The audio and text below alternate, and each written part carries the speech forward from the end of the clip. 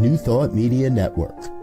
We are a global broadcast network of positive music, media, and entertainment, inspiring humanity's evolution along the journey of enlightenment and creating a world of love, peace, empowerment, and prosperity for all. New Thought Media Network. Positively inspiring.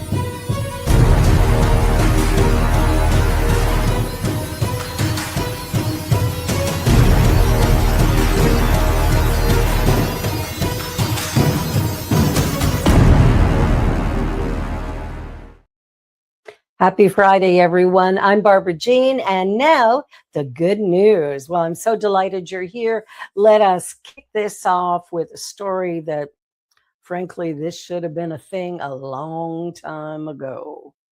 All right, so an activist wins a 10-year battle to ensure that child abuse is considered above all else in New York custody trials. So new legislation that will compel New York judges to consider domestic violence or child abuse charges and risks above all else in child custody's decisions could soon become law. And I gotta say, it's about time. Resulting from a decade of work from a dedicated mother, bills known as Kairos Law passed both the Senate and House and is on Governor Kathy Hochul's desk for signing. The bill's author is Jacqueline Franchetti, a resident of Long Island, who had to rewrite the language several times to ensure that hearsay and unfalsifiable negatives, in other words, allegations of low merit, would not influence decisions. The result of her tireless campaigning was some 300,000 emailing their reps or participating in marches to bring Kyla's Law to the chamber floor for a vote, a moment that Franchetti admitted was very emotional. Kyla's Law is going to move us light years forward in addressing the child custody crisis and protecting children from abusive parents. And I gotta say, it's high time. This should not have to be passed. This should just be a thing. Anyway, judges out there, pay attention. All right, moving right along. Well, this is a sweet story. So this little note, my mom gave me this note in high school, and I still have it almost 10 years later. I am so proud of you. I've kept it all this time as a reminder, but not of a reminder that she's proud of me. She tells me that often. I don't need one. I have a lot of anxiety. Years of therapy have helped to manage it, but when I was in high school, it felt like I was barely treading water to keep from drowning most of the time. In my high school, I had a class that culminated in us doing mock job interviews, but we hadn't been warned ahead of time. So I had a week to prepare everything from scratch, which my anxiety was not happy about. My mom knew how stressed and borderline terrified I was for this.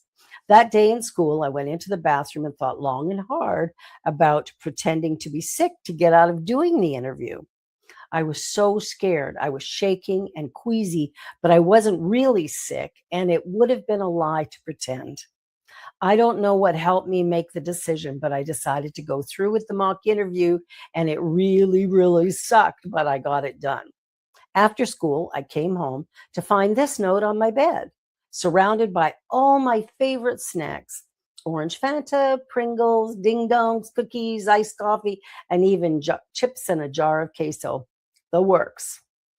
I just started crying because I love my mom so much, and I knew just how close I had come to calling it quits and lying to get out of something because I was scared, which would have made her amazing gesture be for nothing.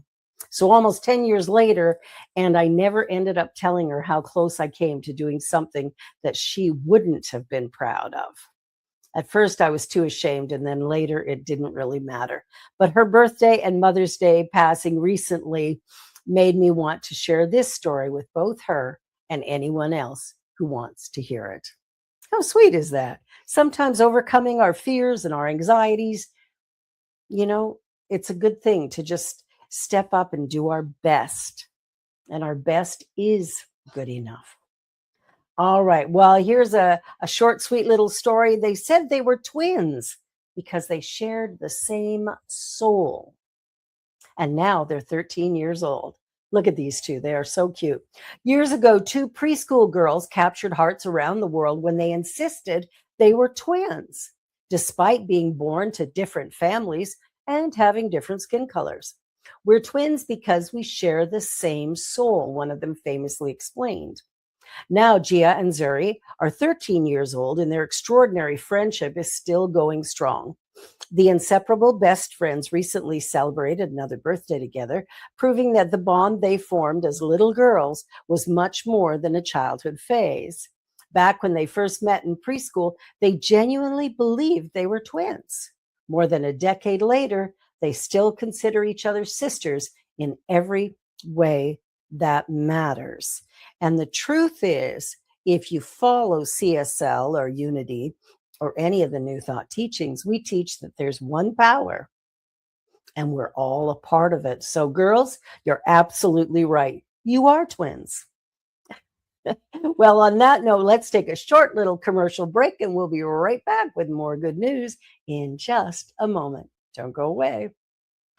Please help us say thank you to all of our organizational sponsors, including the Hefferland Foundation, Affiliated New Thought Network, International New Thought Alliance, Science of Mind Archives and Library Foundation, Center for Spiritual Living Denver, Center for Spiritual Living Midtown, New Thought Philadelphia, Center for Spiritual Living United Life, Sunshine Cathedral, Planned Happiness Institute, Summit Center for Spiritual Living, Peace, Universal Joy Center, Unity Kitchener, Unity Spiritual Center, Ottawa, Home Center for Spiritual Living, Satya Center, Begin Within Ministries, Center for Spiritual Living, North Jersey, Unity of Savannah, and the Center for Spiritual Living, Seattle, as well as all of our individual donors. On behalf of New Thought Media Network, thank you, and please like, share, and subscribe. New Thought Media Network, come be you. And we're back with more good news. So this study finds that many older adults will improve over time, depending on their mindset. Oh, New Thought Media, we talk about the mind a lot. So a new study by scientists at Yale University suggests that older individuals can and do improve in all the senses of that word over time. Analyzing the results of a large study of older Americans that ran for a decade, a key data point was that individuals' mindset toward aging plays a major part in their success. If they believed aging was a process of decline, they declined. If they believed aging was a process of refinement, they improved. Lead author, Dr. Becca R. Levy, PhD, a professor of social and behavioral sciences at the Yale School of Public Health, found that nearly half of adults aged 65 and older showed measurable improvement in cognitive function, physical function, or both over time. The improvements were not limited to a small group of exceptional individuals and notably were linked to a powerful but often overlooked factor: how people think about aging itself. Many people equate aging with an inevitable and continuous loss of physical and cognitive abilities, said Dr. Levy, an international expert on psychosocial determinants of aging health. What we found is that improvement in later life is not rare, it's common, and it should be included in our understanding of the aging process. The findings are published in the journal Geriatrics. For the study, the researchers followed more than 11,000 participants in the Health and Retirement Study, a federally supported longitude study of older Americans. The research team tracked changes in cognition using a global performance assessment and physical function using walking speed, often described by geriatricians as a vital sign because of its strong links to disability, hospitalization, and mortality. Over a follow-up period of up to 12 years, 45% of participants improved in at least one of the two domains, according to the study. 32% improved cognitively, 28% improved physically, and many experienced gains that exceeded thresholds considered clinically meaningful. When participants whose cognitive scores remained stable over that period rather than declining, they were included. More than half defied the stereotype of inevitable deterioration in cognition. What's striking is that these gains disappear when you only look at averages, says Dr. Levy, author of the book Breaking the Age Code: How Your Beliefs About Aging Determine How Long and How Well You Live. If you average everyone together, you see decline. But when you look at individual trajectories, you uncover a very different story. A meaningful percentage of the older participants that we studied got better. And as for why, Levy and her co-authors hypothesized that an important factor could be participants had assimilated more positive or more negative views about aging by the start of the study. In support of this hypothesis, they found that those with more positive age beliefs were significantly more likely to show improvements in both cognition and walking speed, even after accounting for factors such as age, sex, education, chronic disease, depression, and length of follow-up. How cool is that? Okay, so for all of us over the age of 65, let's get ready to improve our attitude about aging and know that this too is a marvelous part of the journey. All right, moving right along. Humans. Now, some animals, like salamanders, can regenerate entire limbs. And by flipping a few genetic switches, scientists have potentially unlocked innate human regeneration. Yes, the key is essentially to deprogram the natural response to build scar tissue and reprogram cells to build back the bone, ligaments, muscle, and skin. Why some animals can regenerate and others, particularly humans, can't, is a big question that has been asked since Aristotle, said Ken Moneko, a professor in the Texas A&M College of Veterinary Medicine and Biomedical Sciences. I've spent my career trying to understand that. In their study, published in Nature Communications, Moneko and his colleagues detailed a newly developed two-step treatment that led to the regeneration of bone, joint structures, and ligaments in mice. While the results were imperfect, the team believes this approach could be used more immediately to reduce scarring and improve tissue repair after amputations.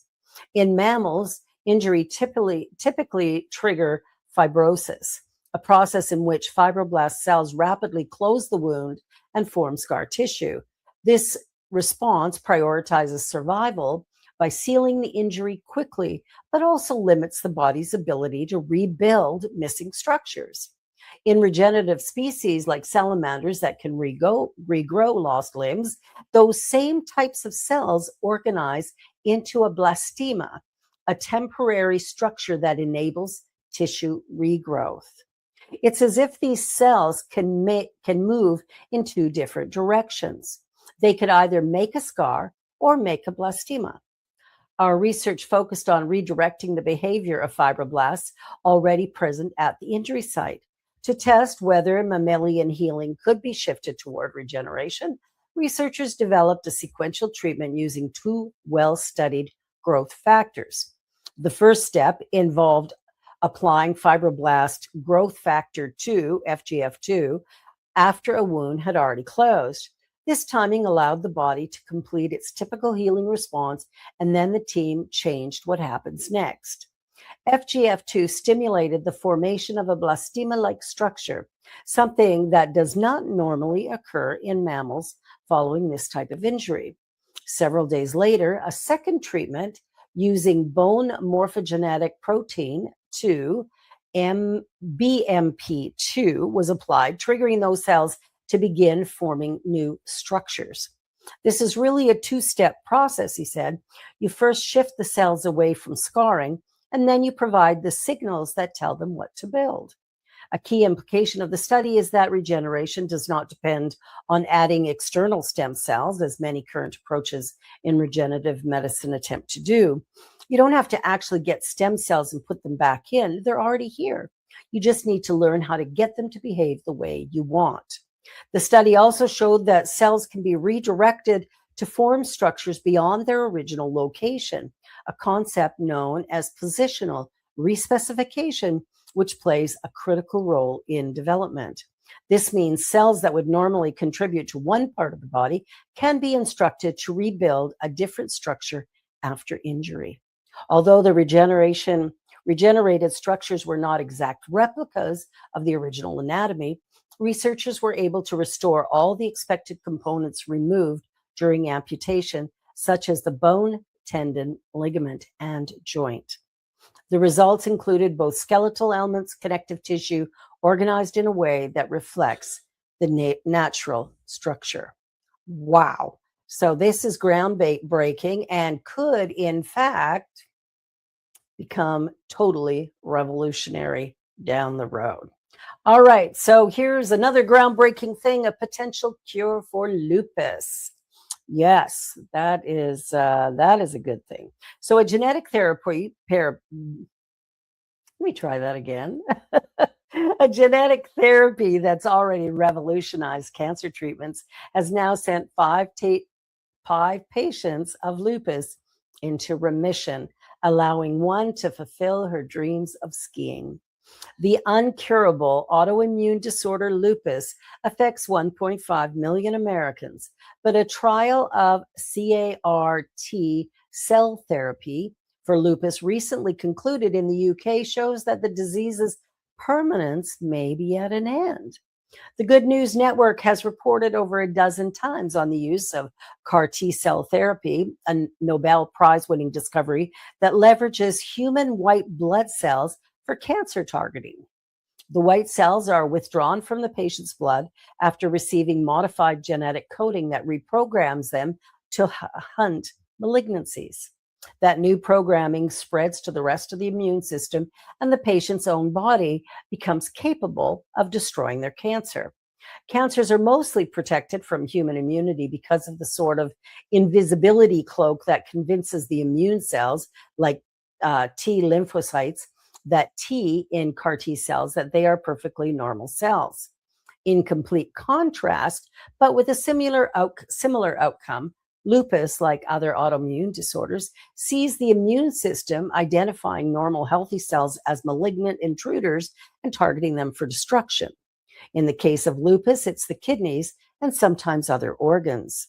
9 patients at University College London Hospital were treated by lupus nephritis, a life-threatening lupus-related condition that can result in debilitating fatigue, inflammation, joint pain, and organ failure. 5 went into a sort of lupus remission, including one named Katie Tinkler, who since recovering has fulfilled a dream of going alpine skiing for the very first time and was able to dance at her daughter's wedding.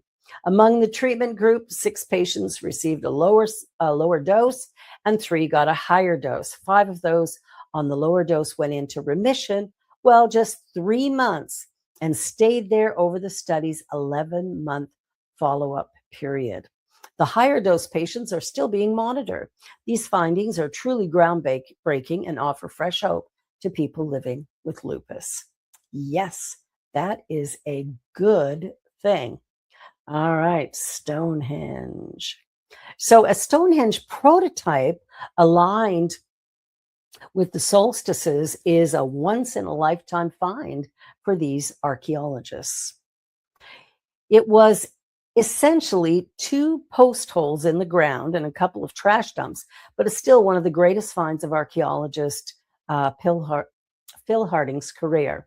Found near Wiltshire, just 3 miles from Stonehenge, and dated to 2950 BCE, Harding's big find is a Stone Age monument that aligns to the summer and winter solstice, as Stonehenge as so famously does. Harding was doing preservation archaeology work in advance of a Ministry of Defense building project in Bulford, and the evidence was so scant he almost passed it over. It was only when examining his survey maps he drew a line between the two post holes with a ruler and pencil and noticed it was about 50 degrees off true north, which was pretty much the line of the midsummer sunrise. And so I got really, really excited about that, Harding said. Carbon dating of remains in the rubbish dumps and post holes strongly suggests the 2950 BCE date, and based on the depths of the hole, is likely the wooden poles they supported were around 3 to 4 meters tall. They were placed 120 meters apart. One hypothesis is that the poles were a prototype or trial run in advance of building the real thing, as the building date comes 500 years before the large trilithon stones the solstice sun shines through were erected at Stonehenge. Another is that it was a campsite of the same people who built the first stage of Stonehenge. But whatever it was the defining feature of archaic life on the Wiltshire Plain. Alignment with the rising of the sun on the summer and winter solstice. That is kind of cool. They keep finding all these very cool things. And, Stonehenge has always been one that's gotten our attention. Okay, this is kind of cool. A gold-ringed jewel, Britain's longest dragonfly, hitches a ride on a woman's thumb. How crazy is that? Look at that. A woman was stunned when Britain's longest dragonfly stopped to hitch a ride on the thumb. Sarah Hawkes came across the striking golden ringed dragonfly when walking near the Surlock River in Wales. The insects can grow up to 4 inches with a wingspan just as long. Sarah, who happens to be a conservation officer of Wales, called the spectacular sighting a gorgeous girl. They are found mainly in Wales, Scotland, and northwest England because that is where their special habitat is found. They breed in the more acidic rivers and streams coming off peat and crossing sandy soils and rock types. I was walking near the Surlock River in Wales, which tumbles down from the Berwyn Hills, and saw her clinging to a grass stem by a hedgerow. My dog and I go out early, so it was cool, and insects rely heavily on external heating from the sun, so she was still a bit lethargic, like me when I wake up. Look at that. That is amazing. Wow. Look at the size of that thing. The Dee River catchment, where the Surlock is part of, is one of Britain's important insect areas where there are some really special insects. The golden ringed dragonfly can be seen on the wing from May to September, explained North Wales Wildlife Trust. Despite their dainty wings, the dragonflies are voracious predators feeding on large insects like wasps, yay, beetles, and bumblebees, not so much, and even other dragonflies. They are fast, agile, and powerful flyers too, and even their larvae nymph phase is menacing to other creatures. The larvae is the golden ringed dragonfly live buried at the bottom of streams, ambushing prey as it passes by. They grow very slowly and may spend as long as 5 years in the water before they emerge to turn into a dragonfly. Wow, that is so cool. I quite love dragonflies. So this is a very interesting story. Very interesting story. All right. So a teen leaps into the harbor to save an exhausted dog, then helps reunite him with his family. A quick-thinking teenager and a group of caring friends turned what could have been a frightening day into a happy reunion after rescuing a struggling dog from a Southern California harbor. 15-year-old Mateo Ackerman was spending the afternoon with friends on Balboa Island in Newport Beach when they noticed a dog named George wandering dangerously close to traffic. Moments later, the dog ended up in the water. At first, George paddled through the harbor on his own, but as the group watched, it became clear the exhausted dog was having trouble making it to shore. Without hesitation, Mateo jumped into the harbor, swam out to George. When the exhausted dog could no longer keep going, the teen carried him back to safety. Friends captured the entire rescue on video. Once safely on land, the rescue effort continued. Mateo and his friends wrapped George in a towel to help warm him up and checked the information on his collar. Using the phone number they found, they contacted the dog's owner and stayed by George's side until help arrived. Before long, George was reunited with his grateful family. I have 2 dogs myself, which I rescued when I was younger, so I have an incredibly deep love for dogs. So when I saw a dog in danger, I knew I had to act because I know that if that was my dog, I would want someone to do the same, is what Mateo told CBS LA. Thankfully, neither George nor any of the rescues were injured, and the adventurous pup appeared to recover quickly after his unexpected swim. Yes.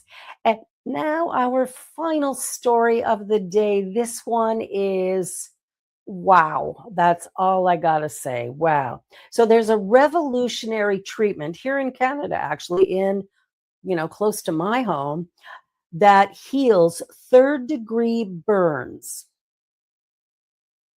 Yes, and we have the first recipient here. See that red mark on Caitlin Jeffrey's neck below her left ear? That's some indication of how serious it is to describe the treatment she was finished receiving as revolutionary. Jeffrey's hair and skin caught fire during a blaze which broke out at a fraternity party she was attending here in Ontario. She was left with third-degree burns that threatened permanent scarring and disfiguration. Doctors at Victoria Hospital in London, Ontario, were certain she would require skin grafts and be left to bear the conspicuous scarring therefrom. She was later transferred to the burn unit at Hamilton Health Sciences for surgery. There, Dr. Mark Jesko opted for a world-first treatment strategy of using exosomes to heal the burns rather than covering them up. Exosomes are tiny particles released by cells that carry the signal for powerful healing responses. They are usually collected from lab cultured cells. And Jeffrey's burns were so bad, she needed 1 trillion of them. My vision for Caitlin was to avoid skin graft surgery to her face and neck at any cost, explained Dr. Jesko, Vice President of Research and Innovation at HSS, burn surgeon and researcher to CTV. You can do the best graft on the planet, but you won't return the skin to normal. And for a young person, a skin graft to the face and neck can be absolutely devastating. That was iterated in an emergency application to Health Canada to try the exomes on compassionate grounds. With Jeffrey and her parents having signed on to the idea, Health Canada gave a green light and the injections of exosomes began. Clinical trials in humans have had promising results for wound healing, but exosomes for burns have been studied only in animal models. Jeffrey was to be something of an animal herself, a guinea pig for exosomes use in humans. Yet her response to the exosomes treatment exceeded anyone's expectations, and every day it seemed there was a new person growing from behind the ghastly burns. Burned on December 2nd, by April 29th, Jeffrey was simply unrecognizable, or rather, she was completely recognizable. Her face had healed entirely. She will require skin grafts for the remainder of the scarring on her neck, but the beautiful young woman can look forward to a lifetime of confident normalcy, while Dr. Jesko is hoping that the unprecedented success will rapidly accelerate the development of exosome treatment, which is now very expensive in humans around Canada and the world. JJ, do you have any of the photos of her prior to the treatment? Nope. Maybe not. Anyway, You can probably go online, go to the Good News Network, and check out this story because, believe you me, her healing is absolutely incredible, shockingly incredible. All right, well, that is the good news for this Friday, June the, what day is it? 26th. And I'm so glad you watched. I'm Barbara Jean, your host, and I hope that you will like, share, and subscribe. And by the way, most of our news does come from the Good News Network. It also comes from Sunny Skies. So if you're looking for good news, you can find it here on the New Thought Media Network. And be sure to check out our website, ntmedia.org, and click that donate link. Let's make sure this station stays bringing us good news for the good future. Have a wonderful weekend. See you again. Bye for now.